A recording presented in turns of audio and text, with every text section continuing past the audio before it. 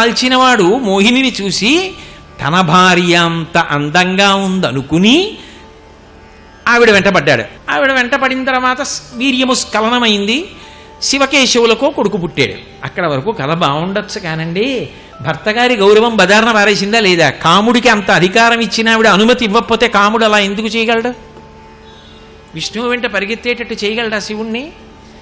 అంటే అమ్మ, నీకు కాముడి మీద ఇప్పుడు అంత అధికారం వచ్చింది కాబట్టి నువ్వు చేసిన మొదటి ఉపకారం ఏమిటంటే మీ ఆయన్ని బయటపడేశావు, విష్ణువు వెంట పరిగెత్తేటట్టు చేశావు. హరిస్వామారాధ్య ప్రణత జన సౌభాగ్య జననీం పురాణారీ భూత్వా పురరపిమపి క్షోభమనయత్. రెండోది, స్మరోపిత్వానత్వారతిన జనలేహ్యేన వపుషా మునీనామప్యంతః ప్రభవతి మోహాయ మహతాం. అన్ని విడిచిపెట్టి భక్తి జ్ఞాన వైరాగ్యముల యందు సుసంపన్నులైనటువంటి మహాపురుషుల్ని ఈడ్చేసి లాగేసి హద్దులేని కామానికి వశపడేటట్టు చేశావు. ఇది నీకు కాముడి మీద అధికారం ఉంది కాబట్టి కాముణ్ణి ప్రయోగించి ఇటువంటి పనులు చేస్తుంటావు, నీకో నమస్కారం. అసలు శంకరాచార్యులు వారి ఈ శ్లోకం చెప్పడం ఏమిటి? ఇది సౌందర్యలహరిలో ఉండడం ఏమిటి? ఈ శ్లోకానికి అర్థం చూస్తే అలా ఉండడం. ఇప్పుడు ఎలా నమస్కారం పెడతారు నాకు చెప్పండి కామాక్షికి? అమ్మ, నువ్వు ఇంత గొప్ప పనులు చేశావమ్మా అనడానికి. అంటే మీరు భయపడిపోయి, అమ్మో కామాక్షి కదండి, అలా అనకూడదండి, తప్పు, ఏం చేసినా తల్లి గొప్ప అని మనం నమస్కారం పెట్టాలి తప్ప అని మీరు సర్దుకుంటారేమో. నేను సర్దుకోలేను అలా. అందులో ఏముందని నమస్కారం చేయండి నేను? ఆవిడ చేసిన ఉపకారం ఏముంది? భర్తగారు వీధిలో పడిపోయాడు, పాపం ఎంతో సాధన చేసి పైకి ఎక్కిన వాళ్ళు కిందకి జారిపోయారు, జారిపోయి కామలంపటంలో ఇరుక్కున్నారు. ఇదంతా ఎందుకు వచ్చింది అంటే ఆవిడికి కాముడి మీద అధికారం ఉంది కాబట్టి అదిగో ఆ పైకి ఎక్కిన వాడిని లాగేయింది ఓసారి భర్తగారి మీద ప్రయోగించి ఆయన వీధిలో పడేసింది. దీనికి నమస్కారం చేయనా నేను ఆవిడికి? ఎలా కుదురుతుంది? అలాగే అర్థమవుతుంది ఆ శ్లోకం. కానీ కొంచెం జాగ్రత్తగా ఆలోచించారనుకోండి, అందులో అమ్మవారు లోకమనకు చేసేటటువంటి మహోపకారం అర్థమవుతుంది. మహిషి అని ఒక రాక్షసి, ఆవిడ గొప్ప తపస్సు చేసి బ్రహ్మగారు ప్రత్యక్షం అయ్యారు, ఏం కావాలన్నారు. ఆవిడ అనుకుంది శివుడు పురుషుడు, విష్ణువు పురుషుడు కాబట్టి వాళ్ళిద్దరికీ బిడ్డ పుట్టడం. కాబట్టి ఒక వరం అడుగుతాను, బ్రహ్మగారిని మోసం చెయ్యొచ్చు, మృత్యు వద్దంటే వినడం. అందుకని శివకేశవులకు కొడుకు పుడితే వాళ్ళ చేతిలో చచ్చిపోతాను. ఇప్పుడు శివకేశవులకు కొడుకు పుట్టాలి, వాడు తేజోవంతుడు కావాలంటే ఇద్దరూ పరమ సంతోషంగా పొందిన కుమారుడై ఉండాలి. అందుకని కాముణ్ణి ప్రయోగించి మోహినీ అవతారంలో తన అందాన్ని విష్ణుమూర్తికి ఇచ్చి పరమశివుణ్ణి ఆకర్షింపచేసి వాళ్ళిద్దరి యొక్క అన్యోన్యత కారణంగా శివకేశవులకు స్వామి అయ్యప్ప పుట్టేటట్టుగా చేసి అయ్యప్ప వలన మహిషి సంహారం చేయించి లోకములను కాపాడింది. ఇప్పుడు కాముణ్ణి అడ్డుపెట్టి లోక సంరక్షణం చేసిందా, భర్త గారికి పరువు బజారున పడేసిందా? ఇప్పుడు చెప్పండి నాకు. ఇప్పుడు ఆమె లోక సంరక్షణం చేసింది. పైకి ఎలా కనపడుతుంది ఆ శ్లోకం? అలాగే చదివితే బాహ్యార్థమే తీసుకుంటే ఆమె కాముణ్ణి ఉపయోగించి భర్త గారికి నిజానికి గౌరవభంగం చేసింది అనిపిస్తుంది.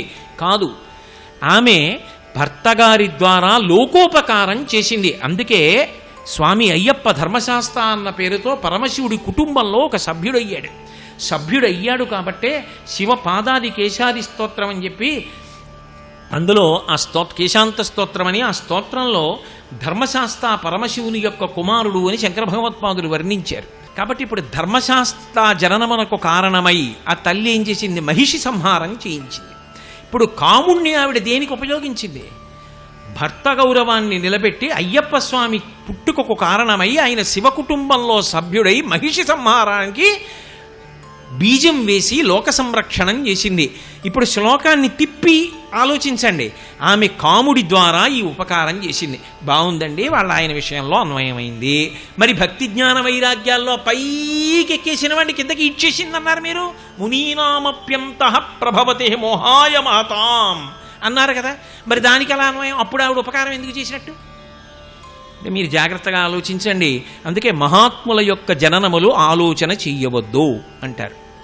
సత్యవతీదేవి మహాభారతం ఆదిపర్వం పరిశీలిస్తే ఒక కారణజన్మురాలు. ఆమె కేవలం పడవలు తోసేటటువంటి స్త్రీ కాదు, ఆమె కారణజన్మురాలు. ఇప్పుడు నేను ఆదిపర్వం అంతా ఎక్కడ చెప్పను మళ్ళీ. అటువంటి సత్యవతీదేవి వినా ఒక మహాత్ముడి యొక్క తేజస్సుని భరించగలిగినటువంటి వారు ఇంకొకరు లేరు భూమి మీద. పరాశర మహర్షి ఉన్నాడు. పరాశర మహర్షి వెలిగిపోతున్నటువంటి జ్ఞానాగ్ని, ఆయన వలన తప్ప వేద విభాగం చెయ్యగలిగినటువంటి మహాపురుషుడు జన్మించడు. అందుకని ఆవిడ ఏం చేస్తుందంటే కాముణ్ణి ప్రయోగించి అంతటి మహానుభావుడైన పరాశరులకు కామం కల్పించింది. కామం కలిగితే ఆయన సత్యవతీదేవితో సంగమించాడు కాబట్టి వ్యాస భగవానుడు జన్మించాడు. వ్యాస భగవానుడు జన్మించాడు కాబట్టి కలియుగ ప్రారంభంలో వేదములను విభాగం చేసి ఇప్పుడు ఉన్న ఆయుర్దాయానికి వేదం చదువుకోగలిగిన స్థితిని కల్పించాడు. 18 పురాణములను ఇచ్చాడు. వ్యాసుడు లేకపోతే ఈ వాంగ్మయం ఎక్కడి నుంచి వస్తుంది? కాబట్టి ఇప్పుడు పరాశరుడికి కామము కలిగించడము ద్వారా వ్యాసుడు ప్రభవించేటట్టు, వ్యాసుడి ద్వారా లోకమునకు మహోపకారం జరిగేటట్టు ఆవిడ చేసింది. అటువంటి మహాత్ముడికి కామము కలగకపోతే, సత్యవతీ సంగమము జరగకపోతే వ్యాస జననముండదు. వ్యాస జననము లేకపోతే, వేద విభాగం జరగకపోతే కలియుగంలో 18 పురాణాలు ఎక్కడి నుంచి వస్తాయి? మహానుభావుడు వ్యాసుడంటే. అటువంటి వ్యాస జననము జరిగి లోకమునకు ఉపకారము జరగాలంటే అది ఒక్క పరాశర మహర్షి యొక్క తేజస్సు వలన తప్ప అన్యముల వలన సాధ్యము కాదు. అటువంటి వాడి తేజస్సు స్ఖలనము కావాలంటే ఆయన కామమోహితుడు కావాలి. అందుకని మన్మధుడికి ఆజ్ఞనిచ్చి ఆయన కామమోహితుడయ్యేటట్టు చేసింది. ఇప్పుడు చెప్పండి, వ్యాసజననము ద్వారా ఆమె లోకములకు ఉపకారం చేసిందా, ఒక మహాత్ముడిని కిందకి లాగి అపకారం చేసిందా? విశ్వామిత్రుడి మీద మన్మధుడి బాణములు పడ్డాయి కాబట్టి, మేనకాదేవితో కలిసి ఉన్నాడు కాబట్టి శకుంతల జన్మించింది. అభిజ్ఞాన శాకుంతలం వచ్చింది, భరతుడు పుట్టాడు. లేకపోతే అసలు శకుంతల అనేటటువంటి ఒక అద్భుతమైనటువంటి వ్యక్తి ఎక్కడి నుంచి వస్తారు? భరతుడు ఎక్కడి నుంచి వస్తాడు? ఆ వంశం ఎక్కడి నుంచి వస్తుంది?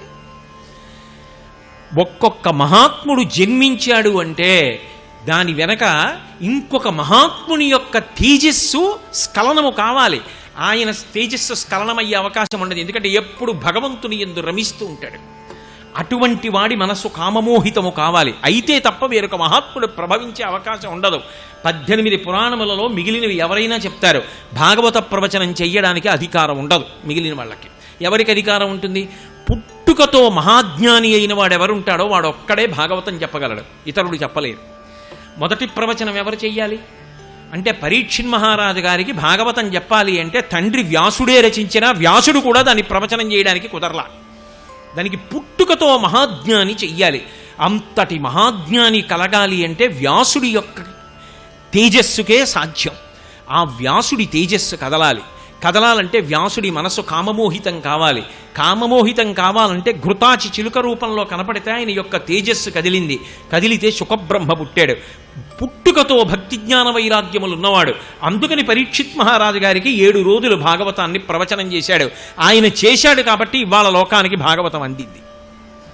ఇప్పుడు ఆవిడ వ్యాసమహర్షికి ఘృతాచి యందు అనురాగము కలిగేటట్టుగా చేసి కాముణ్ణి ప్రయోగించి శుకమహర్షి జన్మకు కారణమై లోకములకు ఒక మహానుభావుణ్ణి అందించి భాగవత ప్రవచనం చేయించిందా, పాడు చేసిందా? ఆమె పాడు చెయ్యలేదు. వేరొక మహాత్ముడు కలగాలి అంటే అటువంటి మహాత్ముల తేజస్సు కదలాలి కాబట్టి అప్పుడప్పుడు కాముణ్ణి ప్రయోగించి మహాపురుషుల యొక్క జననమునకు ఆ తల్లి కారణమై లోకములను అనుగ్రహిస్తూ ఉంటుంది. ఇప్పుడు ఆ శ్లోకాన్ని అలా అన్వయం చేయండి. అటువంటి తల్లి నీకు నమస్కారం. ఇప్పుడు విదేహ భవాను రాగః, మళ్ళీ వెనక్కి రండి. అసలు దేహభావన లేకుండా ఎప్పుడు యోగరతో వా భోగరతో వా సంగరతో వా సంగవిహీన యస్య బ్రహ్మణి రమతే చిత్తం నందతి నందత్యేవా. అసలు ఎప్పుడు ఏది ఆలోచించకుండా భగవంతుడిలోనే మనసు మునకలు వేస్తూ ఆనందంతో తరించిపోయేటటువంటి వ్యక్తులు, అటువంటి వారి తేజస్సు కదిలితే తప్ప మహాపురుషులు ప్రభవించరు అనుకుంటే, వారిని కామమోహితుల్ని చేయడం వినా మార్గం లేదనుకుంటే కాముణ్ణి ప్రయోగించి వేరొక మహాపురుషుణ్ణి లోకానికి అందించి ఉపకారం చేస్తున్న ఓ తల్లి నీకు నమస్కారం. మహిషి సంహారమునకు శివకేశవులకు అయ్యప్ప జన్మించేటట్టుగా కాముణ్ణి శాసించి అయ్యప్ప జన్మించడానికి కారణమైనటువంటి ఓ తల్లి నీకు నమస్కారం. ఇప్పుడు ఆ శ్లోకాన్ని అలా తిప్పండి. మీరు 2 చేతులు ఎత్తి పరమ ప్రేమతో భక్తితో ఆవిడికి నమస్కారం చేయగలరా, చేయలేరా? ఇప్పుడు నేను కూడా చేస్తాను.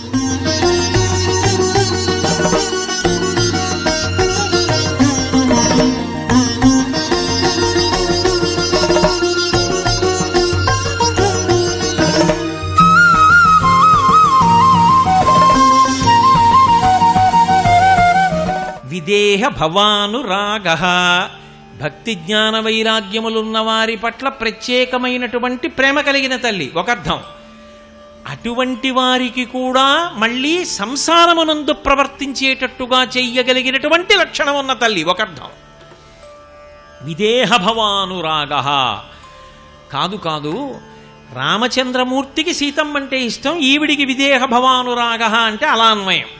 ఇంకా ఈవిడేం చేస్తుంటుంది రాముడి విషయంలో? రక్షోపకారమనిశం జనయం జగత్యాం, ఎప్పుడు రాక్షస సంహారం చేస్తాడు రామచంద్రమూర్తి. నిజానికి రామావతారంలో ఆయన సంహరించినంత మంది రాక్షసుల్ని బహుశా ఏ అవతారంలో సంహరించాల.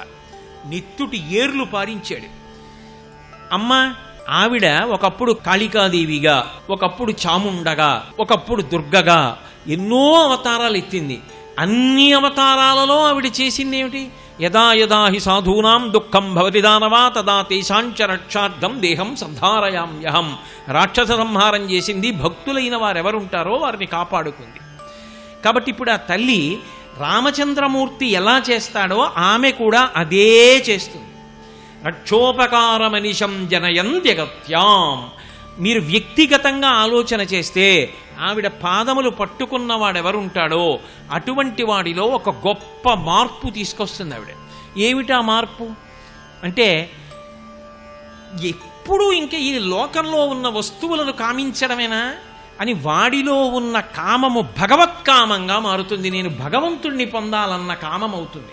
క్రోధము, తన కోపం మీద తనకి కోపం వస్తున్నప్పుడు ఆ కోపము ఉత్తమమైన, ఆ కామాన్ని క్రోధాన్ని మార్చి సంస్కారం చేసి భగవంతుడి వైపు నడిపించగలిగినటువంటి తల్లి. రాముణ్ణి నమ్ముకున్న వాడికి ధర్మమునందు అనురక్తి కలిగినట్టే ఆ తల్లిని నమ్ముకున్న వాడికి కూడా ధర్మమునందు అనురక్తి కలుగుతుంది. ఇప్పుడు అమ్మా నీకు రాముడికి ఏమిటి భేదం? నీ కడగంటి చూపులో నాకు రాముడు కనపడుతున్నాడు. రాముడు తాను ఎంత నలుగుడు పడిపోనివ్వండి ధర్మాన్ని విడిచిపెట్టాడు, లోక సంరక్షణం చేస్తాడు. నిజానికి ఆయన లోక సంరక్షణం విషయంలో ఒక్క అడుగు వెనక్కి వేడు. తాను ఎంత కష్టపడినా ఆయనకి పర్వాలేదు.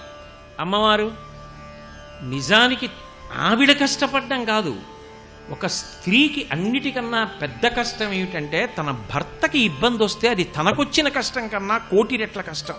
అది భారతీయ సంప్రదాయం. ఆమె అటువంటి స్థితిలో కూడా లోకాన్ని ఆదరించి. మరి రాముడికి ఆవిడికి ఏమిటి తేడా అప్పుడు?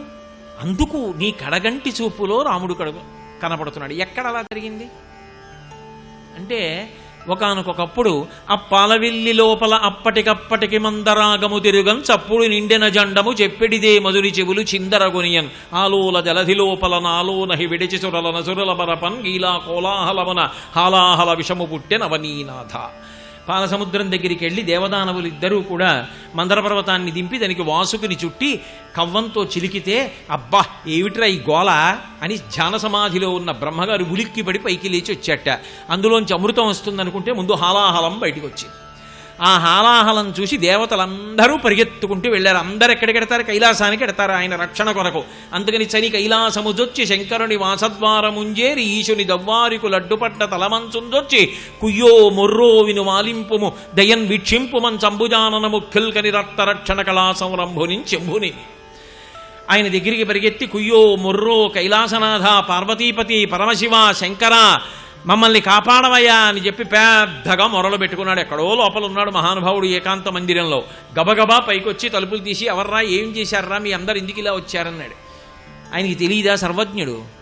అదిగో మేము వెళ్ళి మేము అమృతం కోసమని క్షీరసాగర మథనం చేశాం, హాలాహలం పుట్టింది. అది సముద్రం మీద కడితే సముద్రం ఇంకిపోతోంది, ఊరు మీదకి వస్తే ఊరు కాలిపోతోంది, లోకములు భస్మమైపోతున్నాయి, దాన్ని ధాటికి తట్టుకోలేకపోతున్నాం. శంకర మీరు తప్పెవరు పుచ్చుకుంటారు? కాబట్టి మీరు పుచ్చుకోండి. అగ్నిముఖంబు పరాపరాత్మకమాత్మ కాలంబు గది రత్నగర్భ పదము శ్వసనంబు నీయుర్పురసన జలేశుండు దిశలు కర్ణంబులు దివము నాభి సూర్యుండు కన్నులు శుక్లంబు సలిలంబు జఠరంబు జలదులు చెదలు శరము సర్వౌషధులు రమచయము శల్యంబు లద్రులు మానసం అమృతకరుండు ఛందములు ధాతువులు ధర్మసమితి హృదయము ఆస్య పంచకము పరిషదాహ్వయంబైన నీరూపు సరసత్వమై శివాఖ్యై స్వయం జ్యోతి యొప్పు ఆజ్యమగుచు. అంత గొప్పవాడివి కాబట్టి నువ్వు పుచ్చుకో. ఆయన పుచ్చుకుంటాను ఉండండి అని లోపలికి వెళ్ళాడు. అది తగిలితేనే మిగిలిన వాళ్ళు చచ్చిపోతున్నారు కదా, మరి గబుకుని పుచ్చేసుకుంటానంటే లోపల ఇంటే ఆవిడ బాధపడదు. అందుకని ఆవిడ దగ్గరికి వెళ్ళాడు. వెళ్ళి ఎవడైనా అసలు అలా పుచ్చుకోవడానికి ఇష్టపడతాడా? ఆవిడ బెంగ పెట్టుకుంటుందేమోనని ఆవిడికి నచ్చ చెప్పుకున్నట్టు. ఆవిడేదో పని చేసుకుంటోంది. ఈయన వెళ్ళి కంటే జగముల దుఃఖము వింటే జలజనిత విషపు వేడిమి ప్రభువై ఉండుట ఆర్తుల ఆపద గింటించుట దానఫలము దానం కీర్తి మృగాక్షి. ఓ పార్వతి, మనం తల్లిదండ్రులం కదా. తెల్లవారి లేస్తే వాగర్ధావివ సంపృక్తౌ వాగర్ధ ప్రతిపత్తయే జగతపితరం వందే పార్వతీ పరమేశ్వరవు అంటారు కదా. తల్లిదండ్రులం మనం ఇద్దరం ఉండగా పిల్లలందరూ చూడు ఎలా బాధపడుతున్నారు. ఆ హాలాహలం వచ్చి లోకాల్ని దగ్ధం చేసేస్తోంది పార్వతి. అన్నింటినీ మించి నీకోటి చెప్పనా, హరిమది ఆనందించిన హరిణాక్షి జగంబులెల్లయ ఆనందించున్ హరియులు జగములు మెచ్చగా గరళము వారించుటొప్పు కమలదలాక్షి. ఆవిడ పుట్టింటి వైపు నుంచి నరుక్కొచ్చాడు. మరి నారాయణ నారాయణి కదు మీ అన్నయ్య గారు శ్రీ మహావిష్ణువు లోకములకు స్థితికారుడు, రక్షణ చేస్తూ ఉంటాడు. పాపం ఆయన బెంగపెట్టుకున్నాడు, అన్నీ కాలిపోతున్నాయని. ఇప్పుడు నేను ఇది పుచ్చేసుకుంటే లోకాములు నిలబడితే మీ అన్నయ్య సంతోషిస్తాడు, అందుకని పుచ్చుకుంటాను పార్వతి, హలాహలం తాగేస్తాను అని బెంగపెట్టుకుంటున్నావా? అది తాగేస్తే నాకేమన్నా అవుతుంది అనుకుంటున్నావా? ఏం బెంగపెట్టుకోకు. ఎందుకో తెలుసా? శిక్షింతు హాలాహలమును భక్షింతును సూక్ష్మఫల రసముక్రియన్ రక్షింతు ప్రాణికోట్లను వీక్షింపుము నీవు నేడు వికజబ్జముఖి. చక్కగా అరవిరిసిన తామర పువ్వు లాంటి ముఖం ఉన్నదానా అలా చూస్తుండు. శిక్షింతు హాలాహలమును భక్షింతును మధుర సూక్ష్మ ఫలరసముక్రియన్. ఏదో చక్కగా శీతలంగా ఉండేటటువంటి పెట్లో పెట్టి తీసినటువంటి బాగా చల్లపడ్డ ద్రాక్ష పండు గింజలేని దాన్ని రోహిణీ కార్తెలో మధ్యాహ్నం వేళ నోట్లో వేసుకుని పంటితో నలిపితే తీయటి రసం చిందితే ఎంత హాయిగా మింగుతాడో అలా మింగేస్తాను పార్వతి. అక్కర్లేని విషయాలు వాళ్ళందరూనేమో అంత బెంగెట్టుకుంటే మీరు పుచ్చుకోవడం ఏమిటి అంటుందా? అందా. మీకు హవిస్సు ఇవ్వనని చెప్పి దక్షయజ్ఞం చేశారా, తగుదనమ్మా అని వీళ్ళందరూ వెళ్ళారా. ఇప్పుడేమో ఇది మీరు పుచ్చుకోవాలా, మీకెందుకు, ఊరుకోండి తెలిసి వస్తుంది అనాలి. కానీ ఆవిడ జగదంబ తల్లి. అది రక్షోపకారమ నిశం జనయం జగత్యాం. మూకశంకరులకి కనపడుతున్న రాముడది. ఆవిడేమందిట, పోతన గారు భాగవతం చేస్తూ ఎంత అద్భుతమైన మాట అన్నారండి. బ్రింగెడిది హాలాహలమని, బ్రింగెడివాడు విభుండని, భృంగమనే సర్వమంగళ మంగళ సూత్రమునెంత మది నమ్మినదో. అది ఆవిడికి తెలుసు. బ్రింగెడివాడు విభుండని, బ్రింగెడిదియు గరళమనియు మేలని ప్రజకున్. ఆయన తాగుతున్నది ఏదో వేసవి కాలంలో తాగుతున్న శీతలపానీయం కాదు, హాలాహలం పుచ్చుకుంటున్నాడు. చుక్క చాలు ప్రాణాల్ని పడగొట్టడానికి, అందుకని పుచ్చుకుంటున్నాడని ఆవిడికి తెలుసు. అది పుచ్చుకుంటే చాలా ప్రమాదం అని తెలుసు. ఎందుకు పుచ్చుకుంటున్నాడంటే లోకాల కోసం పుచ్చేసుకుంటానంటున్నాడని ఆవిడికి తెలుసు.